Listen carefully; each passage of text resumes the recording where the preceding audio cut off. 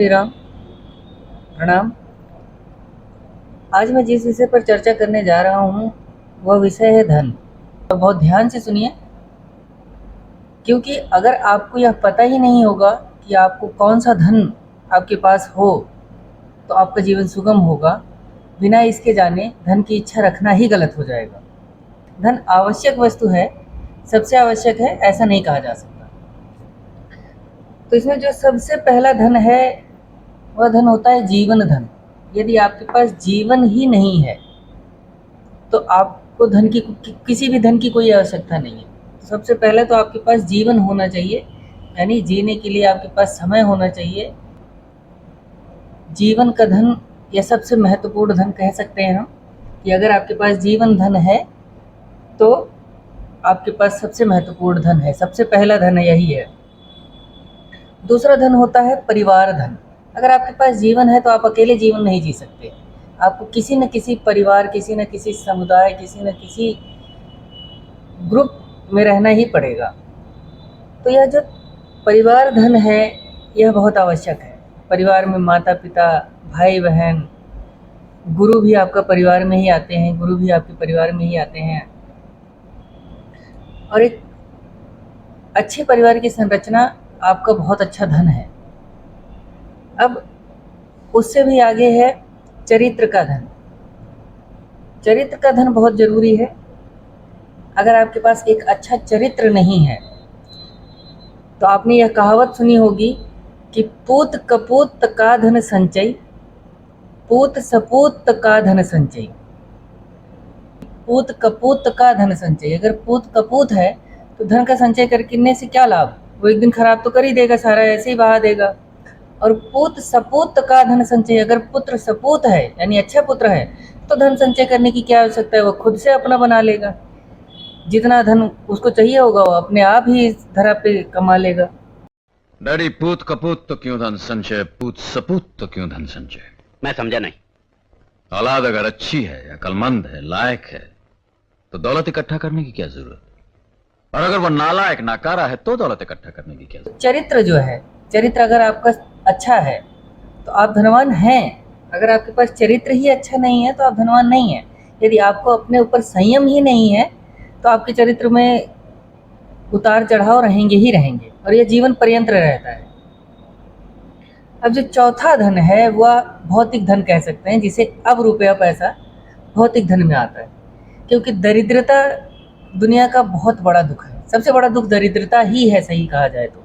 यदि किसी के पास अच्छा शरीर है, अच्छी हेल्थ है, यदि किसी के पास परिवार का धन भी अच्छा है, चरित्र भी उसका अच्छा है, पर यदि उसके पास रुपया पैसा नहीं है तो ये समझ लीजिए कि यह भौतिक धन बहुत ही आवश्यक है। क्योंकि अगर रुपया पैसा नहीं है तो उसका मान सम्मान भी, आजकल लोग रुपये पैसे से ही मान सम्मान देखा करते हैं। जब तक कोई इंसान रुपये पैसे से अच्छा पैसे वाला नहीं होता तब तक उसका रुतबा ही नहीं देखा जा रहा। जहाँ तक इस बात को अगर देखा जाए तो वो इंसान अंदर से ही दुखी है, तो बाहर कितना भी बना ले, वो अंदर से दुखी है तो दुखी है, बात खत्म हो जाती है यहीं। अब उसके पास चाहे कितना भी रुपया पैसा हो, पर आजकल लोग स्टेटस इसे मानते हैं कि उसके पास अच्छा घर है, अच्छी कार है, अच्छा बैंक बैलेंस है, चाहे वो कितना भी दुखी हो, चाहे वो जीवन पर्यंत दुखी होकर के मर ही क्यों ना जाए, इससे फर्क नहीं पड़ता। दुनिया में किसी को फर्क नहीं पड़ता कि आप दुखी होकर के मर जाएं। दुनिया को फर्क इससे पड़ता है कि आपके पास कितना रुपया पैसा है, बस वो इसी बात से आपसे बात करेंगे, नहीं तो नहीं करते हैं। रुपया पैसा हाँ सबसे अच्छी चीज़ है। अब जो पांचवा धन आता है वह होता है शांति का धन। यानी कि अगर आपके पास मन में शांति ही नहीं है, जैसे कि मैंने पहले ही कहा कि अगर आपके पास बहुत रुपया पैसा है और आप शांत नहीं हैं तो आप कितना भी योग प्राणायाम कुछ भी कर लीजिए, अगर आप शांत नहीं हो पा रहे हैं, अगर आपके अंदर जो है शांति नहीं है, आप दौड़ धूप कर रहे हैं, आपके मन में भी चलता रहती है, तो आपके पास सारे धन होने के बावजूद अगर शांति नहीं है तो आप भीड़ में भी अकेले हैं। और इस दुनिया में सबसे कह सकते हैं कि दुख तो बहुत सारे हैं, दुखी तो हर इंसान है, पर किसी के पास जीवन का धन नहीं है वह इसलिए दुखी है। कुल मिलाकर के जीवन धन भी आवश्यक है, परिवार का धन भी आवश्यक है, चरित्र तो आवश्यक है ही, रुपया पैसा भी आवश्यक है जिसे भौतिक धन कहा जाता है, और शांति का धन ये सबसे महत्वपूर्ण धन कहा जा सकता है। ये पांचों ही एक दूसरे के पूरक हैं, एक दूसरे के शत्रु नहीं हैं। ये पांचों जब किसी मनुष्य के पास होते हैं तब कहीं जा कर के उस मनुष्य का जीवन सार्थक कहा जा सकता है।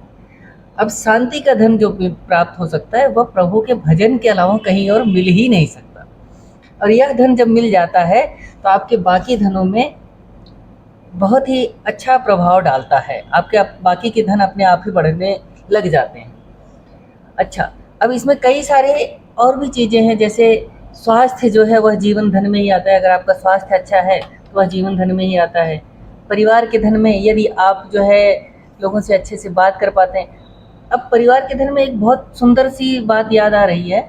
इसको समझिए कि किस बच्चे को बचपन में यह नहीं पढ़ाया जाता कि अपने माता सुबह उठना चाहिए, अपने माता पिता के पैर छूने चाहिए, गुरु को प्रणाम करना चाहिए। आज के ज़माने में ऐसा कोई बच्चा करता ही नहीं है। कुल मिलाकर के यदि आपको यह सारे धन चाहिए, आवश्यक सारे हैं, इसमें कोई दो राय नहीं है, आवश्यक ये सारे धन हैं, ये पांचों के पांचों धन आवश्यक हैं। पर इन सबसे उत्तम धन अगर कोई है तो वह है प्रेम रतन धन। क्योंकि अगर किसी की प्रीति ईश्वर से हो गई तो संसार में उसको किसी भी धन की आवश्यकता हो ही नहीं सकती, या मुमकिन ही नहीं है कि वह किसी भी धन की इच्छा रखे। पर ऐसे बहुत सारे संत हैं जो अगर चाहें तो दोनों हाथों से धन लुटाएं तब भी ना ख़त्म हो। और मैं रुपए पैसे की बात बिल्कुल नहीं करता, क्योंकि मैंने 5 प्रकार के धन बताए हैं। अब इन पांचों प्रकार के धन में से यदि आपको किसी प्रकार के धन की आवश्यकता लगती है कि यह धन होना चाहिए, तो एक अच्छा गुरु अगर आपको मिल जाए तो ये सारे धन आपके पास वैसे ही स्वतः ही चले आएंगे। और गुरु ऐसा होना चाहिए जो सब में समन्वय देखता हो, यानी सबको समान रूप से देखता हो। क्योंकि कोई भी व्यक्ति गलत नहीं होता, उसकी किस्मत उससे करवाती है, उसके 9 ग्रह उससे करवाते हैं, उसके सातों चक्रास उससे करवाते हैं। ऐसी बहुत सारी चीज़ें हैं, ऐसे बहुत सारे विषय हैं जिस पर बात करके समझा करके आपको हर प्रकार से मजबूत किया जा सकता है। और संत यही कर रहे हैं। मैं बहुत साफ शब्दों में कहता हूँ कि यदि आप किसी भी प्रकार की जानकारी चाहते हैं, आप कभी भी मुझे कांटेक्ट कर सकते हैं। हाँ, इसके लिए आपको ढूंढना ज़रूर पड़ेगा। और दूसरी चीज़, इसमें कभी भी किसी भी प्रकार का रुपया पैसा नहीं लगेगा। और इसी प्रकार हमारे साथ बने रहने के लिए आपका हृदय से धन्यवाद। जय श्री राम। प्रणाम।